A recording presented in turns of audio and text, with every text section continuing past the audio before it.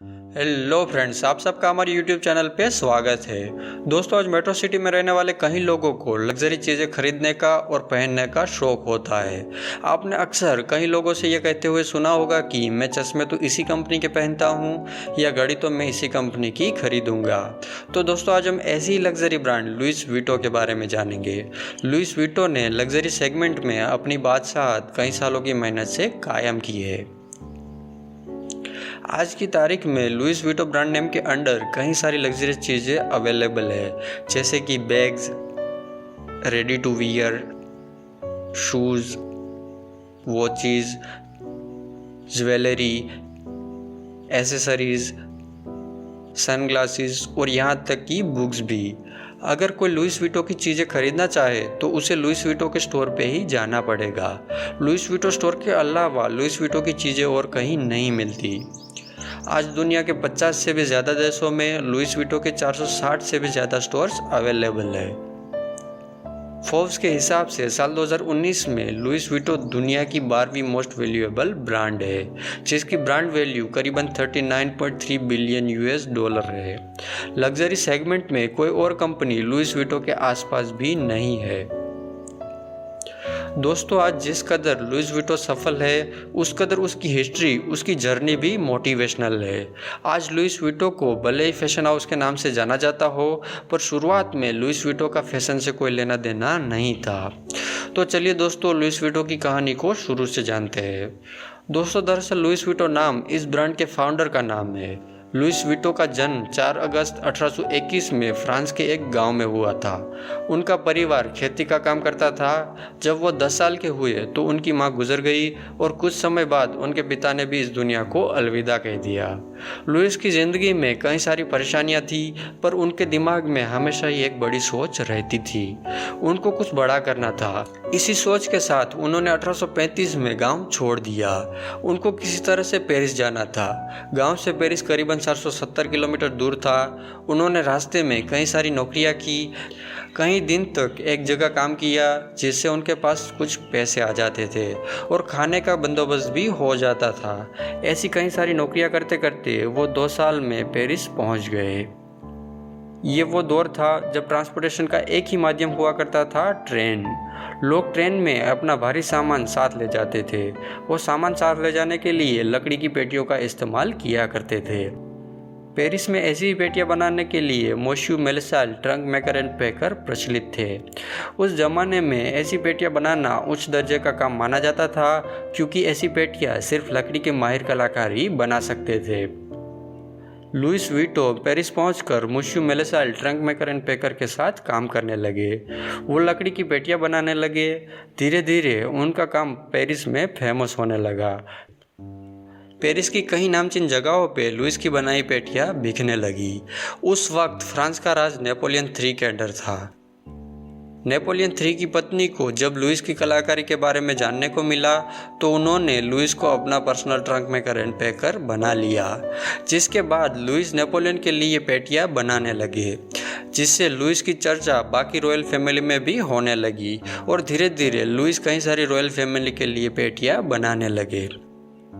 1854 में लुइस विटो ने अपनी खुद की trunk maker and packer shop शुरू की। उस वक्त पेटियों का ऊपरी भाग थोड़ा गोलाकार रखा जाता था, जिससे पानी रुके बिना नीचे गिर जाए। पर इस गोलाकार भाग की वजह से पेटियां एक के ऊपर एक नहीं रख सकते थे और इस तरह से पेटियां रखने के लिए काफ़ी जगह चाहिए रहती थी। लुइस विटो ने पहली बार नए मटेरियल का इस्तेमाल करके फ्लैट टॉप वाली पेटियां बनाई, जो एक के ऊपर एक रखी जा सकती थी। यह पेटियां काफ़ी प्रचलित हुई, जिसने लुइस विटो के बिजनेस को नई राह दिखाई। कई साल ऐसे ही बिजनेस चलता रहा। 1857 में लुइस विटो के यहाँ बेटे का जन्म हुआ। उसका नाम जॉर्ज था, जिसने बड़े होकर लुइस के बिजनेस को संभालना शुरू किया। जिसके बाद लुइस लगभग रिटायर हो गए और सन 1892 में लुइस ने इस दुनिया को अलविदा कह दिया। जॉर्ज भी बहुत टैलेंटेड थे। उन्होंने यूनिक लॉक वाले बैग मार्केट में इंट्रोड्यूस किए। इस लॉक से लोगों का सामान काफ़ी हद तक सुरक्षित हो गया था। इसके अलावा जॉर्ज लुइस विटो के बिजनेस को विश्व स्तर पर ले गए। कहीं और देशों के फेमस शहर जैसे कि न्यूयॉर्क, बॉम्बे, वॉशिंगटन, लंदन और अलेक्जेंड्रिया में लुइस विटो के स्टोर शुरू किए। लुइस विटो ने 1901 में छोटे छोटे बैग्स बनाना शुरू किया। ये बैग्स इसीलिए बनाया था ताकि बड़े बैग्स के अंदर कुछ चीज़ों को अलग से इस छोटे से बैग में भर के रखा जा सके, जैसे कि गंदे कपड़े, शैंपेन्स की बोतल्स वगैरह। पर बाद में ये बैग्स बहुत फेमस हो गई और आज तक इस तरह की बैग लुइस विटो मैन्युफैक्चर करते हैं। साल 1936 में जॉर्ज विटो ने भी इस दुनिया को अलविदा कह दिया, जिसके बाद लुइस विटो को जॉर्ज के बेटे गैस्टन लुइस विटो ने संभाला। गैस्टन ने कई साल इस बिजनेस को संभाला, कई और देशों में लुइस विटो के स्टोर शुरू किए। साल 1977 में लुइस विटो का सालाना रेवेन्यू करीबन $15 मिलियन था। 1987 में शैंपेन बनाने वाली एक बड़ी कंपनी LVMH और लुइस विटो ने मर्जर कर लिया। मर्जर के अगले ही साल कंपनी का प्रॉफिट 50% बढ़ गया। अब तक लुइस विटो की मेन प्रोडक्ट्स बैग्स ही थी, पर LVMH के साथ मर्जर के बाद लुइस विटो के अंडर में कई सारी प्रोडक्ट्स मार्केट में अवेलेबल होने लगी। 1989 में विश्व स्तर पर करीबन 130 लुइस विटो स्टोर्स अवेलेबल थे।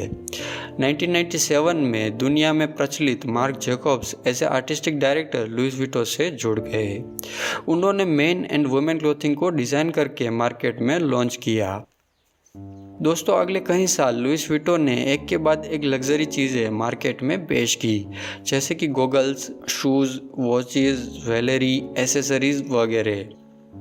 इसके साथ साथ दुनिया के कई देशों में लुइस विटो स्टोर्स भी शुरू किए और आज की तारीख में करीबन 460 Louis Vuitton stores world wide active है।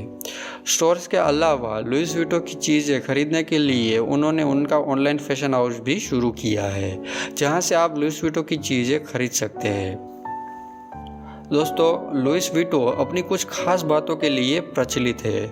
आज हम उनके बारे में भी जानेंगे। दोस्तों, लुइस विटो कभी अपनी प्रोडक्ट्स का सेल नहीं रखता। साल के बाद जो भी प्रोडक्ट्स नहीं बिकती उन्हें वो इकट्ठा करके जला देते हैं। लुइस विटो के बैग वाटरप्रूफ और फायर प्रूफ होते हैं और यही कारण है कि LV के बैग्स इतने महंगे होते हैं। LV बैग्स की क्वालिटी इतनी अच्छी होती है कि अगर आप उसे आज खरीदते हैं तो उसे 20 साल तक कुछ नहीं होगा। LV की प्रोडक्ट्स पे आपको कभी डिस्काउंट नहीं मिलेगा, फिर चाहे वो LV स्टोर हो या ऑनलाइन साइट्स। अगर LV प्रोडक्ट्स पे ऐसे डिस्काउंट दिखे, इसका मतलब है कि वो फेक LV प्रोडक्ट्स है। लुइस विटो के पास 60 लॉयर की टीम है जो LV के नाम पे फेक प्रोडक्ट्स बनाने वालों के खिलाफ कोर्ट केस लड़ती है। LV कभी भी ऐसे लोगों को नहीं छोड़ता जो उनका नाम इस्तेमाल करते हैं। लुइस विटो किसी भी इंसान की मर्जी के मुताबिक प्रोडक्ट बना के देती है, पर उसकी कीमत इतनी होती है कि सिर्फ करोड़पति ही पे कर सकते हैं। तो फ्रेंड्स, ये थी लुइस विटो की पूरी कहानी। Please like, share and subscribe YouTube channel for more videos. Thank you.